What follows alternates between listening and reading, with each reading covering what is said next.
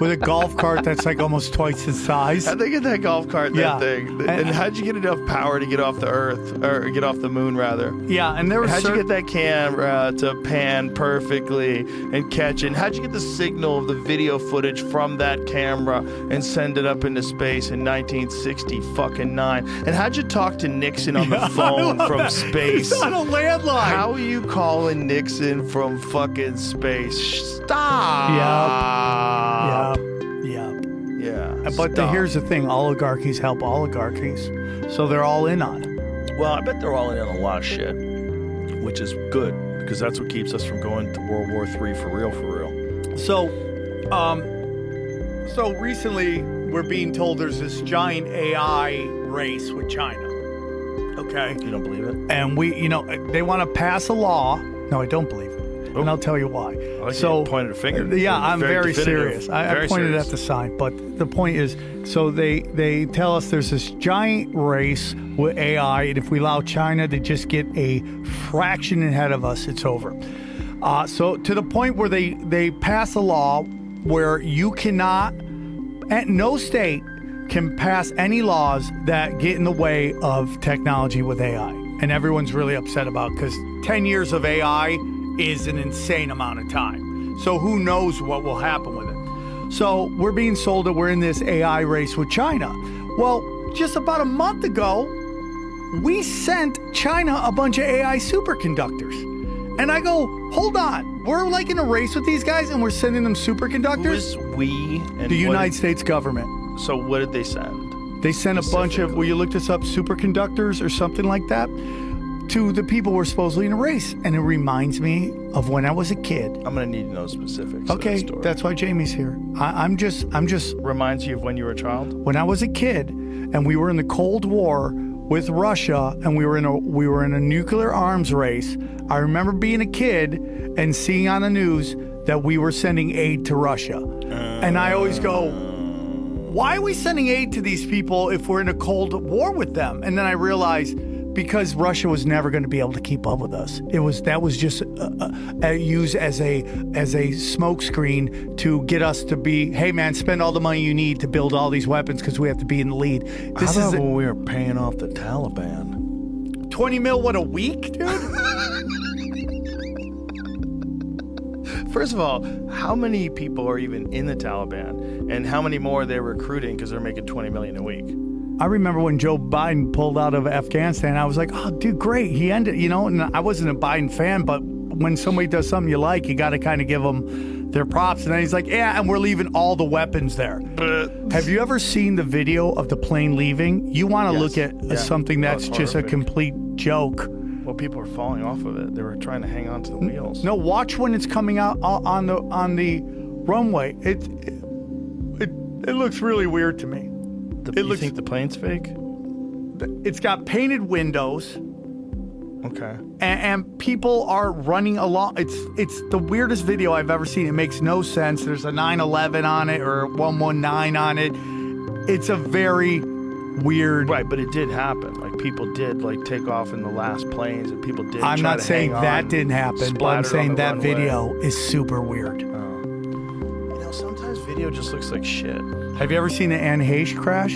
Have you ever seen that video? No. Yeah, well, this is is one thing at a time. Look at that. One thing at a time. Okay, well, this is a cargo plane, right? So it's an enormous plane. Looks. And it doesn't have any windows, so there's that.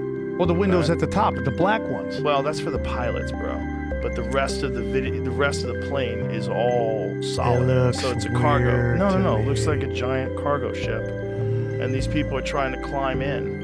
Like, look at this, man. They're trying to get inside that cargo ship. That is nuts, man. And the thing is moving along on the ground. Yeah, you can see. That's a regular cargo ship, brother. That's a giant military cargo ship. That looks weird. But this is weird how these guys are, laughing and cheering. Yes. It just looks weird to me. But, the whole thing was crazy. First of all, they felt like they defeated America and sent them home.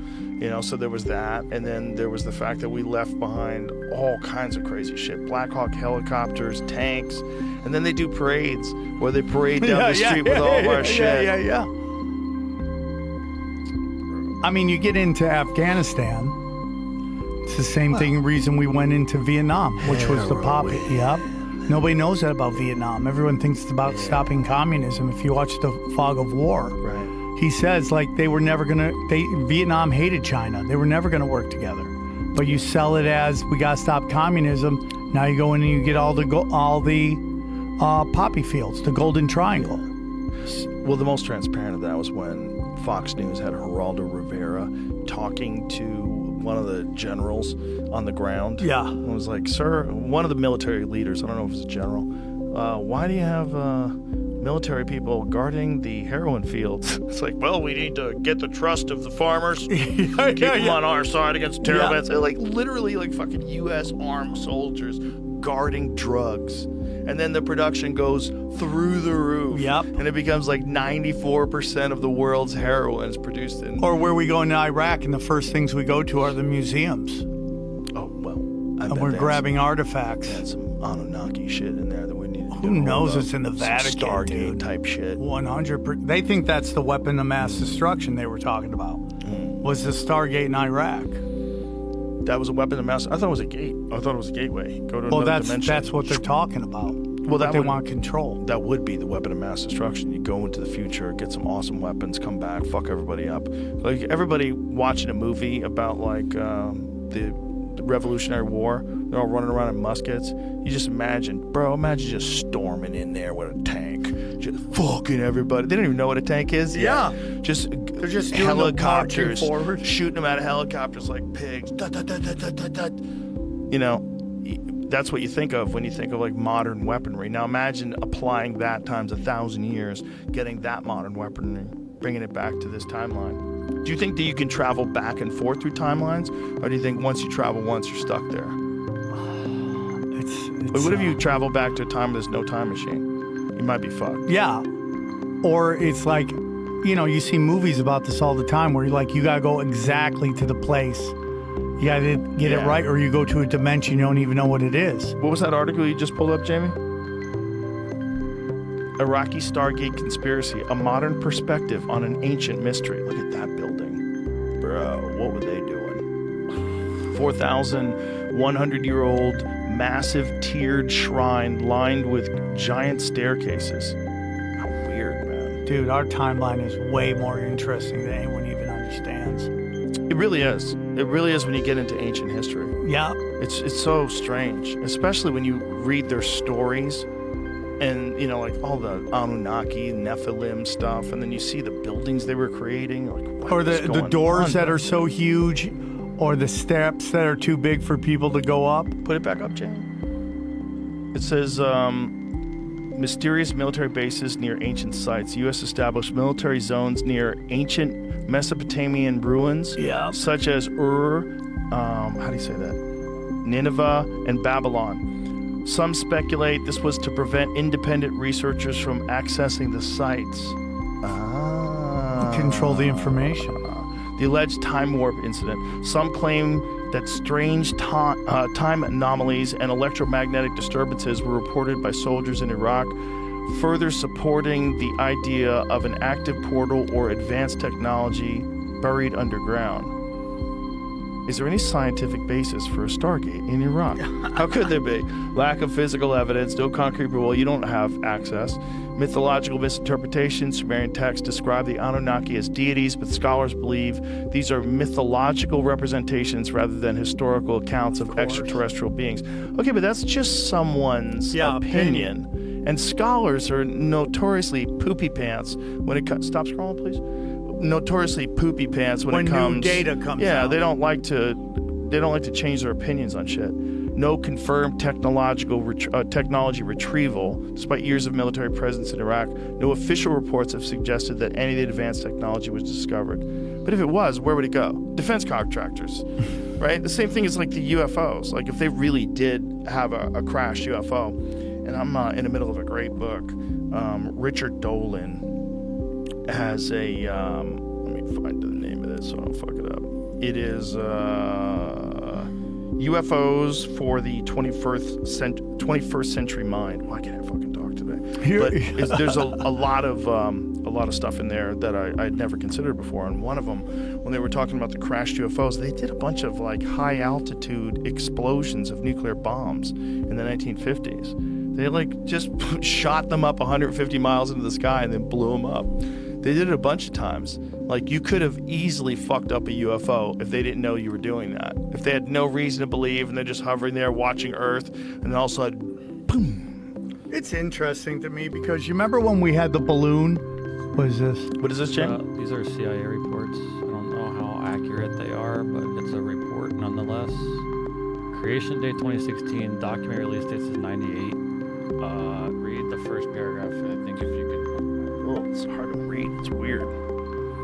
Where should I read it from? The third line, whether be a problem. Hold on, it said something about military Whether strike. rainstorms be a problem in the southern area in 3 to 5 days, some heavy equipment movement is anticipated in near term in Kuwait.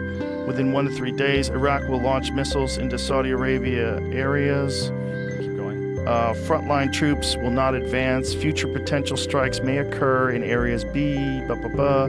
Where? Iraq Army will have 2 special weapons, some type of, quote, interference device that causes electronic or mechanical movements to, quote, freeze up. Some type of energetic beam type of device that may be located in the sand area, see figure 1. Whoa.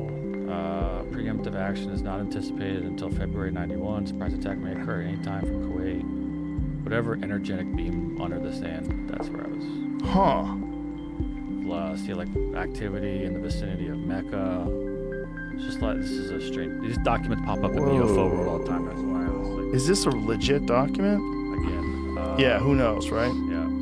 This is a FOIA document. It says it comes from the Stargate collection. Huh. So, It's such an interesting. Also, if I had to print in paper some shit that's like super top secret that no one's supposed to know that we have, I would say Iraq has it, so we could use it on them. Yeah, blame him. And say, oh yeah, Iraq had some beam weapon. Yeah. That was it, and it was destroyed. We destroyed it.